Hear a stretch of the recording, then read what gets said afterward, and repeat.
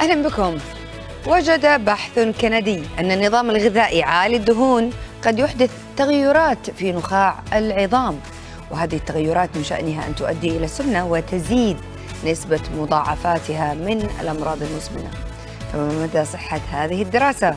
وهل يمكن اعتبار نخاع العظام مستجيبا مبكرا للسمنة؟ سنسأل ضيفنا بعد التقرير. الأنظمة الغذائية الغنية بالدهون قد تزيد إنتاج الخلايا الالتهابية في نخاع العظام، مما يعرض الإنسان لخطر الإصابة بالسمنة.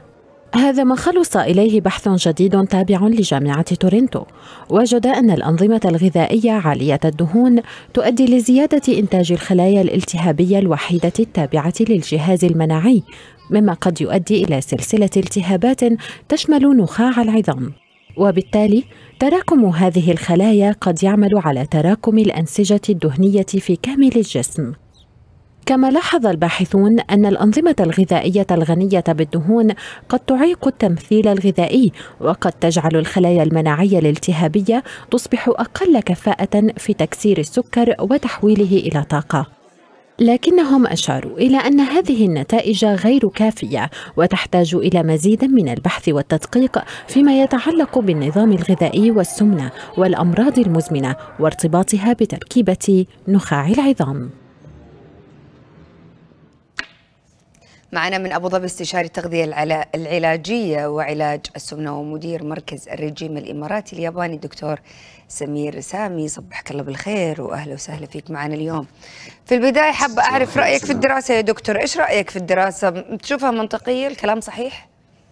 جميل قوي، ما شاء الله دايما مميزين في الدراسات بتاعتكم والابحاث بتاعتكم والمواضيع يعني. شكرا يا دكتور.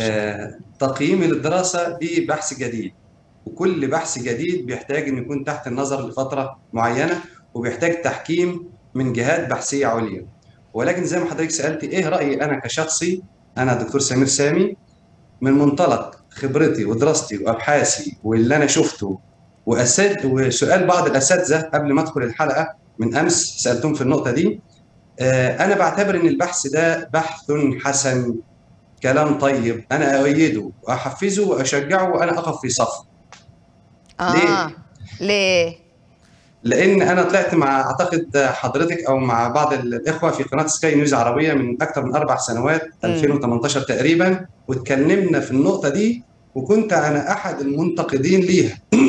كنا بنتكلم عن الكيتو دايت اللي هو الغني بالدهون، اللي هو الحمية الغنية بالدهون. فدلوقتي البحث بيقول إيه؟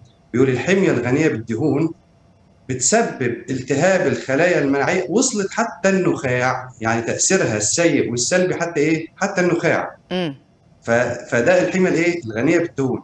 لما اتكلمنا قبل كده عن الحمية الغنية بالدهون في الكيتو دايت، قلت يا جماعة الكيتو دايت مع احترامي لكل الناس اللي بتأيدها وبتحفزها وتشجعها ومتابعينها والناس اللي استفادوا عليها، ولكن هي حمية غنية بالدهون، أنا غير مؤيد ليها. ويجي اليوم في بحث جديد أهو أحفزه وبيقول إن إيه؟ الحمية الغنية بالدهون حمية سلبية. تمام؟ ده وجهة نظري في البحث اللي حضرتك عرضتيه. ممكن نفصل أكثر؟ طيب اتفضل. أوكي، طيب يعني أنت الآن لا تؤيد الكيتو دايت وتشوف إنه الحمية الغنية بالدهون هذه حمية غير صحية، تمام؟ صحيح. طيب وأؤيد بحث اليوم. أيوة، طب اشرح لنا أكثر بحث اليوم، كيف ممكن تكون النخاع العظام يساهم في السمنة؟ كيف؟ إيش دخل هذا بهذا؟ حاجات كتير قوي قوي بتساعد في علاج السمنة. اشرح لنا. كتير. وده اللي انا دايما بقوله لمرضايا، وبنقوله دلوقتي من خلال المنبر بتاعكم الجميل ده، بنقول يا جماعه اللي عايز يدور على السمنه ويعالجها علاج صح ما يتبعش طريقه سحريه، بدايه من الرياضه والدايت وجراحه المعده وبالون المعده والقصص دي كلها، يدور على الخلل والمشكله فين، لان السمنه ليها اسباب، واذا عرف السبب بطل العجب. لو جيتي انتبهتي حضرتك عن اي مريض داخل المستشفى بيعاني من اي مشاكل او التهابات او مرض معين، المرض ده سبب له التهابات، ايه الدايت اللي بيتقدم له؟ هل بيتقدم له دايت مقالي غني بالدهون، ولا بيتقدم له دايت لو فات او دايت او حميه قليله الدسم؟ دول المرضى اللي عندهم التهابات. يبقى فعلا البحث بيأكد الكلام اللي احنا بنقوله، اللي بيتفق معاه كتير من التخصصات الطبيه. لما نيجي نقول ازاي الجهاز المناعي ده هو من اهم الاجهزه في الجسم، اللي بتاثر على كل حاجه، بتاثر على الشعر نفسها، بتاثر على وظائف الجسم بالكامل. يبقى ازاي مش هتاثر على موضوع السمنه؟ هتاثر على موضوع السمنه ازاي؟ في البحث اتذكر ان بيأثر الموضوع على عمليه الايض او عمليه الامتصاص او العمليات الحيويه، الميتابوليزم يعني. واذا تاثر الايض او الحرق في جسم الانسان بيأثر بالتالي على وزنه. تمام؟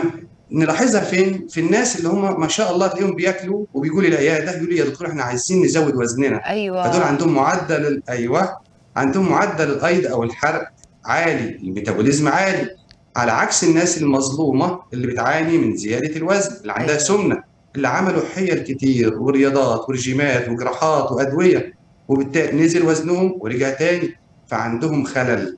الخلل ده يجي منين بقى؟ الموضوع يطول شرحه. يبدا من عنصر، اذا عنصر في الدم قل الجسم يختل، ايا كان هو العنصر، حتى لو كان فيتامين د، لو كان عنصر معدني، لو بكتيريا معينه في الجسم. تعرفي ان العامل النفسي بيأثر على الوزن. طب دكتور، هذا يعني انه الناس الثانيه اللي ذكرتهم، العينه المحسوده من الجميع اللي ياكلوا كل شيء وما يسمنوا، هل هذول ما تكون عندهم عناصر ناقصه ابدا؟ عناصرهم يعني مكتمله الجسمانيه، ما في عندهم اي نقص 100% بيرفكت؟ لا، بصادف ان عندهم نقص، وفي ناس عندها العناصر بخير ومتزنه، ولكن ينقصهم عنصر الدهن. ليه؟ لأن عندهم جسمهم عنده الميتابوليزم والحرق عالي. حتى ساعات بقول لمرضى إيه؟ بقول لهم شفتوا الناس اللي كانت عايشة في زمن الكورونا والزمن اللي كله خايف ومتابع وكده، والناس دي ما اتصابتش بالكورونا، ليه؟ عندهم مناعة، جهازهم المناعي كان قوي ضد الأمراض المعدية وضد فيروس كورونا. فبقول لهم إحنا عايزين نعمل مناعة ضد الوزن. ازاي تجهز جسمك وتجهز دمك وتجهز امورك كلها ان يبقى جسمك ده ضد وزنك، ما تركضش ناحيه حل سحري التجويع. هذه الجمله الحلم يا دكتور، تعرف اذا لقيت هذه المناعه بالله ايدي على كتفك دلنا عليها. ادلك عليها دلوقتي حالا وادل الساده المشاهدين. طيب يلا روحوا شوفوا. لما جينا يعني حضرتك ذكرت ان انا مؤسس مركز الرجيم الاماراتي الياباني. ودي كانت بدايه الفكره. بنقول ليه اليابانيين ضعاف؟ جبناها من اليابان لحد اهالينا هنا.